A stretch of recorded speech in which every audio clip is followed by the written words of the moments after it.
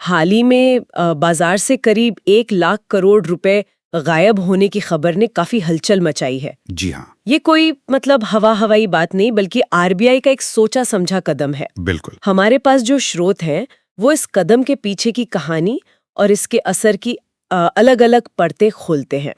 आज हम इन्हीं स्रोतों की गहराइयों में उतरेंगे और समझेंगे कि आरबीआई के इस कदम का आम लोगों की बचत, ईएमआई या एफडी जैसी चीजों पर क्या मायने हैं। बिल्कुल। आज हम आरबीआई के ये जो रिवर्स रेपो ऑक्शन है, जिसके जरिए ये कदम उठाया गया, उस पर थोड़ा ध्यान देंगे। हाँ, मकसद ये है कि फाइनेंस की दुनिया से जो लोग कम वाकिफ हैं, वो भी समझ सकें कि ये सब क्या हो रहा है और क्यों हो रहा है। सही। हमारे सामने जो दस्तावेज हैं, उनसे हम इस पहेली के टुकड़े जोड़ने की कोशिश करेंगे। ये है क्या, क्यों हुआ और इसका महत्व क्या है। हाँ, और इस पूरी कहानी को समझने के लिए मुझे लगता है आरबीआई के रोल पर एक नजर डालना जरूरी हो जाता है ना। जरूर जरूर। खासकर इस संदर्भ में हम सब जानते हैं कि आरबीआई देश का केंद्रीय बैंक है, लेकिन इस मामले में उसका काम महंगाई और बाजार में पैसों का बहाव मतलब लिक्विडिटी को संभालना है। जी यहीं पर रिवर्स रेपो तस्वीर में आता है। सही, जरा इसे और साफ करेंगे। जरूर। आसान भाषा में रिवर्स रेपो वो ब्याज दर है जिस पर आरबीआई बहुत कम समय के लिए बैंकों से पैसा उधार लेता है। अच्छा। बैंकों से लेता है। हाँ। बैंकों से। तो जब आरबीआई ऐसा करता है तो बैंकों के पास कर्ज देने के लिए पैसा वो कम हो जाता है। नतीजा, बाजार में पैसे का फ्लो थोड़ा कम होता है। ओके, जिससे खर्च पे लगाम लगती है और महंगाई काबू में रखने में मदद मिलती है। समझ गए। और जैसा कि हमारे स्रोतों में इशारा है, आरबीआई आजकल नीलामी यानी ऑक्शन के जरिए ये काम ज्यादा कर रहा है। ऑक्शन के जरिए क्यों? ताकि बाजार की जरूरत के हिसाब से मतलब सही मात्रा में पैसा निकाला जा सके, एक फिक्स्ड रेट पर नहीं बल्कि नीलामी से तय रेट पर। अच्छा, तो ये एक तरह का वॉल्यूम कंट्रोल है अर्थव्यवस्था के लिए। हाँ, कह सकते हैं, बिल्कुल। और हाल में जो हुआ 9 और 10 जुलाई को आरबीआई ने इसी रिवर्स रेपो नीलामी के जरिए करीब 1 लाख करोड़ रुपए सिस्टम से वापस खींच लिए। जी स्रोतों में इस रकम को लेकर काफी जोर दिया गया है। जी क्या ये सामान्य से ज्यादा है? जी हाँ, ये रकम काफी बड़ी है और कुछ विश्लेषण तो ये भी कह रहे हैं कि ये हाल के महीनों की सबसे बड़ी निकासी में से एक है। ओह, ऐसा इसलिए किया गया क्योंकि बाजार में नकदी मतलब जो आसानी से उपलब्ध पैसा है, जी, उसका प्रवाह जरूरत से ज्यादा महसूस किया जा रहा था। ज्यादा लिक्विडिटी थी मतलब। हाँ, बहुत ज्यादा।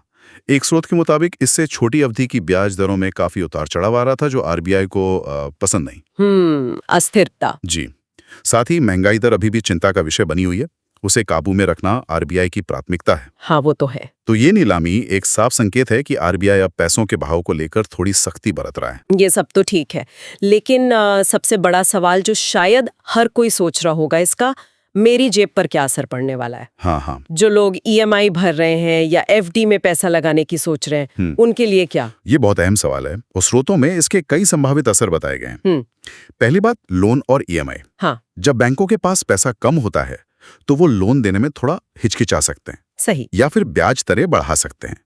एक स्रोत का विश्लेषण कहता है कि होम लोन पर इसका असर शायद जल्दी और ज्यादा दिख सकता है। ओ, होम लोन पर? हाँ, बनिस्बत पर्सनल लोन के, यानी मौजूदा या नई ईएमआई थोड़ी भारी हो सकती है। ये तो चिंता की बात है। और फिक्स डिपॉजिट या बचत खातों का क्या वहां कुछ राहत मिल सकती है? ज्यादा ब्याज? इसकी उम्मीद थोड़ी कम है।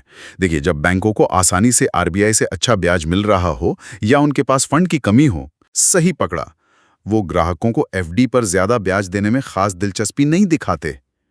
एक स्रोत ने तो यहां तक कहा है कि पिछली बार जब ऐसी बड़ी निकासी हुई थी तो एफडी रेट्स पर असर दिखने में करीब 3-4 हफ्ते लगे थे।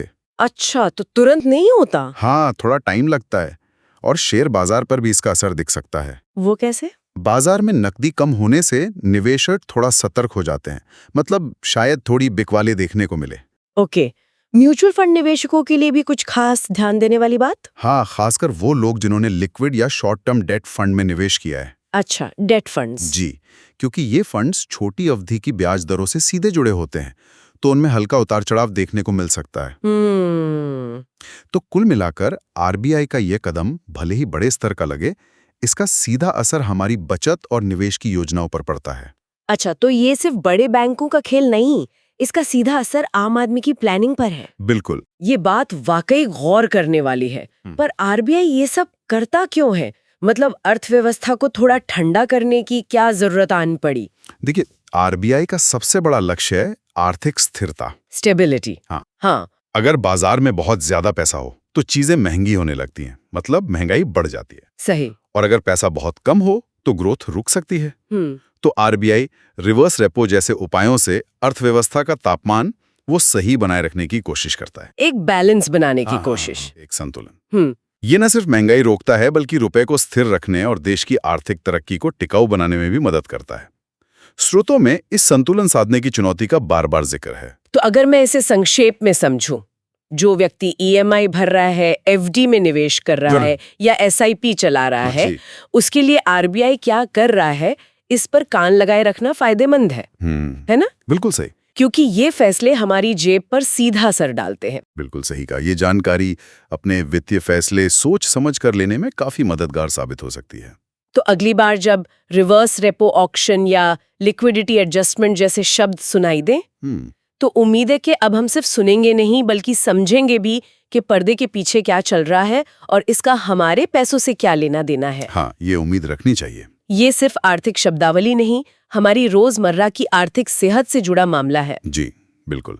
और जाते जाते एक सवाल सोचने के लिए छोड़ जाते हैं। हाँ जरूर। क्योंकि आरबीआई बाजार के हालात देखकर ऐसे कदम उठाता है, हाँ, भविष्य में वो कौन से आर्थिक इशारे या ट्रेंड्स हो सकते हैं जिन पर नजर रखकर हम आरबीआई के अगले संभावित कदमों का अंदाजा लगा सकें और उस अंदाजे के हिसाब से अपनी फाइनेंशियल प्लानिंग को और बेहतर बना सकें। ये सोचने वाली बात है।